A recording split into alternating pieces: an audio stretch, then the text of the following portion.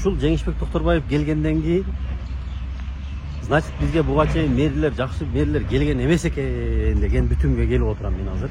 Жеңишбек Токторбаев буга чейинки келип кеткен экс мэрлердин бардыгынын кылган иштерин, кылган талыктарын, кылган пиарларын бардыгынчы жокко чыгарып таштады да. Ош жаңы өтмөк көпүрөдө турган сөздөр. Курулуш иштери абдан кызуу жүрүп жатыптыр. Буюрса жакын арада асфальттары төшөлүп, 4 жака тең жолдор ачылып, сонун бир кооздукка Ош шаары бөлүнөт деп ойлойбуз. Анан эми мен буга чейин өзүмчө ойлоп келсем, бир Ошко мэрден бир жолубуз болгон, жакшы бир болду, шаар болду деп мэрлерди көрүп неме кылчу элем да. Жакшы эле мэрлер келет Ошко депчи. Салыштырмалуу башка шаарларга. Анан азыркы келген мына Жеңишбек Токторбаев мэрибиздин иштеп аткандан кийин, иштеп аткан иштен азыр силер көпчүлүк баягы эрте менен туруп, баягы жетекчилерди чуркатып, неме кылгандарын, сүйлөгөн сөздөрүн мындай пиар кылып атат деп атпайсыңарбы? Мен бирок ошол пиарды колдойт элем да, мындай ишке жараша пиарды кылыш керек да. Пиары жок дагы болбой калат да. Өзү мындай жөнөкөй адам экен да, сүйлөгөн сөздөрүнөн деле, эмелеринен деле байкап атсаңар керек. Кээ бир жерде эле баягы жаман тарабын туура эмес жагындагы айтып атабыз ошол эле учурда. Мен деле азыр эми бакта коюш эмес, мындай кошуматчылык кылыш эмес, бирок жакшы жагындагы айтышты билишибиз керек.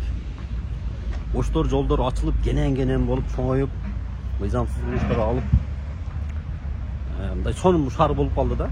Чаң менен азыр мындай асфальт төшөлбөгөн, мындай бузулуп, антарылып жаткан жерди эске алганда, бул эми убактынча.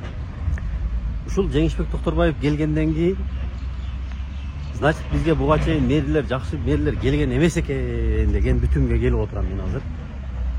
Эмнеге мурдагылар мынчалык иштебеген эмес, эмнеге мындай күрөшкөн эмес, кылса болот экен го, шаарды тазаласа болот экен, чоңойтса болот экен, жолдорду салса болот экен, жөө өтмөктөрдү салса болот экен, бийлик менен президент менен сүйлөшүп, кечегиде президент келип 4 миллиард канчадыр 100 миң дагы атайын жол үчүн акча бөлдүрүп берем деп бөлдүрүп кетти. Бул Ош үчүн, экинчи борбор шаар Ош үчүн эң сонун бир мындай жакшы чечим болду тарыхтагы деп эсептейм. Азыр Ош шаарыбыз эми мындай жаңылануунун деп коелу. Жаңылануунун алдында турат, сонун болуп. Буюрса эми ушул баштаган иштердин бардыгын баягы таканса аягына чыгарып, шаарыбызды гүлдөтүп берсе деген ойдомун.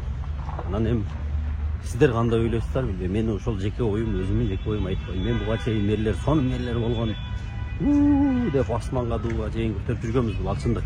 Бирок мына азыркы мэрди көргөндөн кийин, ушу жана айтып өткөндөй эле, буга чейин бир дагы нормальный мэр Ошко келген эмес экен туугандар. Нормальный мэр эми келиптир. Бирок мына Ош шаарына кире бериштеги мына өтмө көпүрөнү моюнга алышыбыз керек. Бул буга чейинки мэр Бактыбек Жетигеновдун жетишкендиги. Ошонун долбоору, ошол ишке ашырган иш бул. Бактыбек Жетигеновдун жетишкендиги. Ошол.